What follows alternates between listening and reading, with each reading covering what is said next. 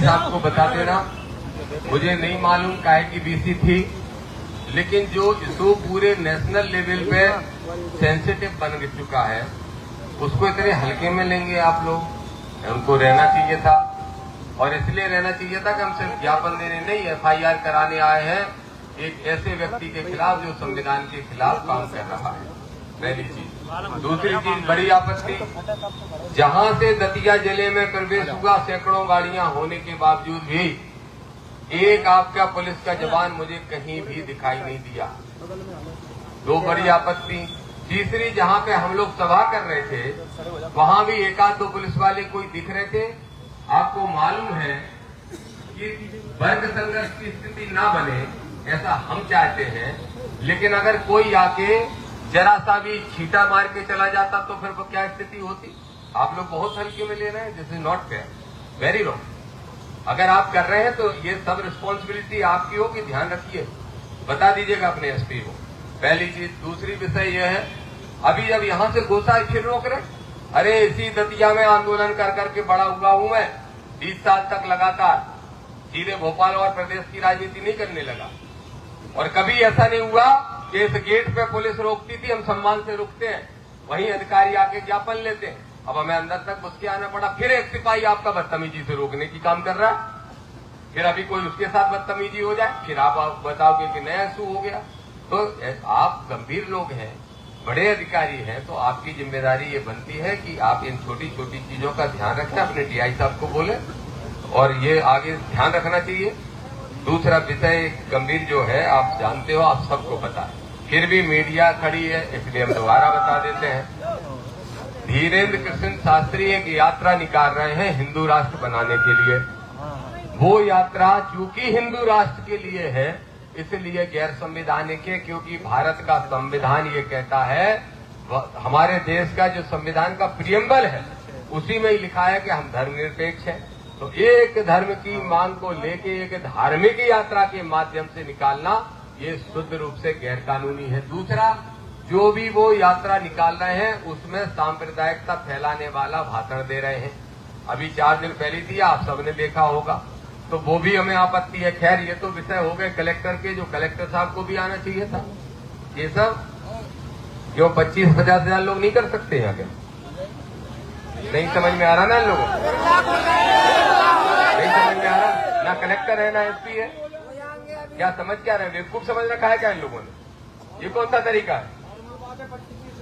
नहीं तो वही मैं बोल रहा हूँ, मैं आज तो चलो हो गया, हम संविधानवादी लोग हैं इसलिए उस व्यवस्था को फॉलो कर रहे हैं, लेकिन अगर नहीं होती है कार्रवाई, एक हफ्ते के अंदर 50,000 लोगों को इकट्ठा करो, होने तो पूरा दतिया जाम, फिर इनको समझ में आएगा, और वो जो राजनीति में सत्ता से बेदखल हो चुके उन्हें भी समझ में आएगा। दूसरी बात ये है, हमारा आवेदन कहाँ है? लाओ दो, आवेदन दो। अभी ये तो हो गए हमारे वो विषय जो हमारे Bhim army, Azad Samaj party, OBC महासभा और दलित पिछड़ा समाज संगठन, गुर्जर महासभा, सब लोगों ने मिलकर उठाए, और जिसपे हम कोर्ट भी जा रहे हैं, सुप्रीम कोर्ट कल जा रहे हैं। तो चूंकि ये डायरेक्ट पुलिस के विषय नहीं है, लेकिन जो पुलिस की शिकायतें थी वो हमने आपको दर्ज करा दी। एडिशनल साहब, अपेक्षा करता हूं कि आप इसको गंभीरता से लें। दूसरी बात यह है, ये आवेदन है, मैं फरियादी बन के आया हूं, और फरियादी इसलिए कि हरियाणा में कितनी तारीख को, कब की घटना है, जो तुम लोगों ने तारीख नहीं डाली इससे? किसने बनाया ये?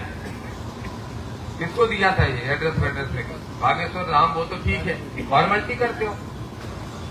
चलो अभी मैं तारीख भी इसमें डाल देता हूं। जरा गूगल करो, ये धीरेन्द्र शास्त्री हरियाणा में कौन सी तारीख को बोल रहा था? करो गूगल, तुरंत बताओ। सारे चैनलों पे आया, सारे चैनलों ने दिखाया।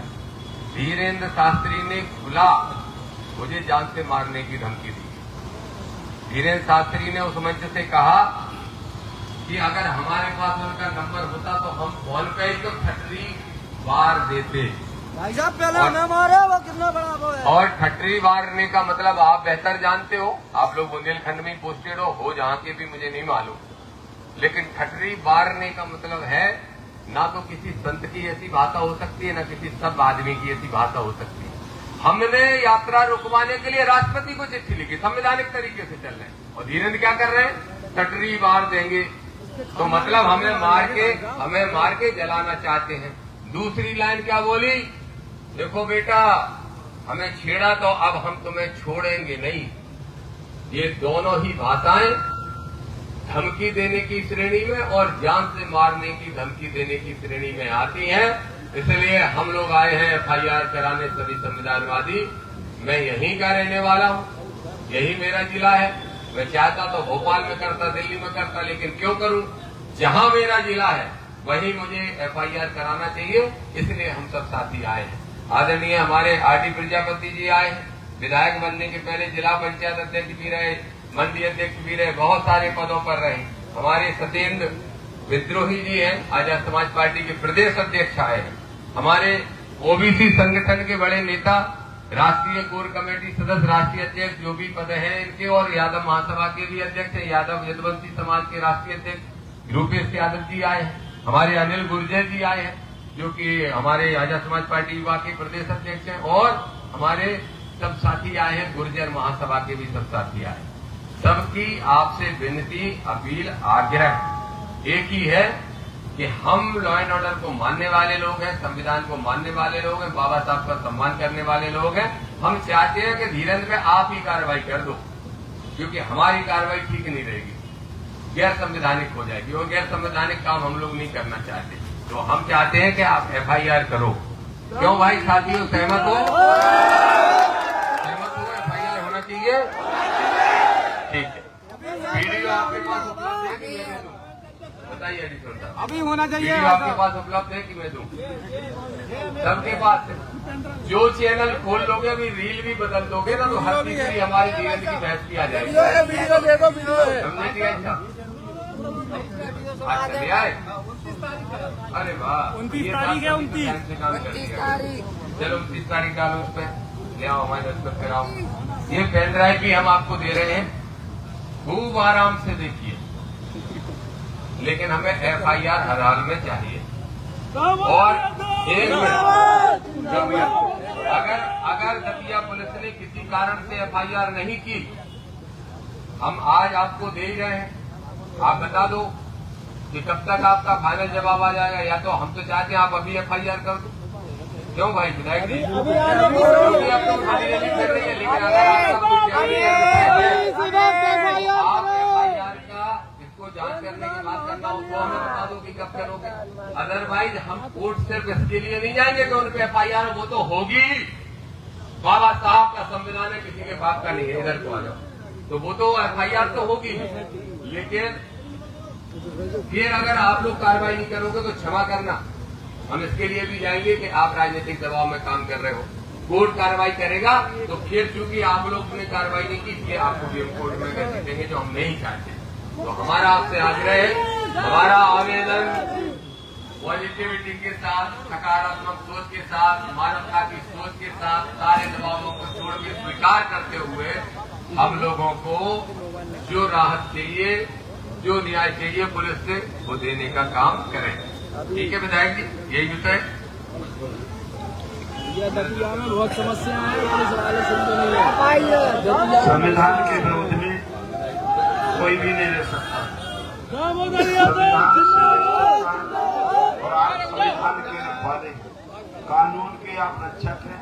चाहे राजा हो, चाहे रंक हो, चाहे गरीब हो, चाहे अमीर हो, हमारे पुलिस के हिसाब से दोषी दोषी होता है, चाहे वो मंत्री हो, चाहे मुख्यमंत्री हो। और आप लोगों ने जेल भी भेजा मुख्यमंत्री, प्रधानमंत्री, ये कोई नई बात नहीं है। इसलिए हमारा निवेदन है कि बेमुनस्ता ना फैले, मानव को सम्मान मिले, सभी धर्मों का आदर मिले, सभी धर्मों का हम सम्मान करते हैं। हम किसी धर्म का विरोधी नहीं है, लेकिन कोई सभी धर्मों को एक किनारे रखकर व्यक्तिगत अपनी राय चले तो इस संविधान के और संविधान के आप रखवाले हैं। हमारा तो निवेदन है, जो संविधान में आपकी तरफ से जो सही हो उसके तरह एफआईआर नहीं करेंगे तो नहीं, वो तो वही जो नियम कानून, जो मैं इनकी कानून की बात कर रहा हूँ भाई, मैं तो कुछ ऐसा नहीं हूँ, कानून इनका है, ये लोग रक्षक है हमारे। और इन्हीं के आधार पर हमारा कानून टिका है, इसलिए हमारे न्यायालय न्याय की मांग करते हैं। और FIR दर्ज नहीं होगी तो मजबूर है कि हम लोग यहाँ बहुत बड़ा आंदोलन करेंगे। और लीजिए अब हमारे अध्यक्ष जी बोलेंगे और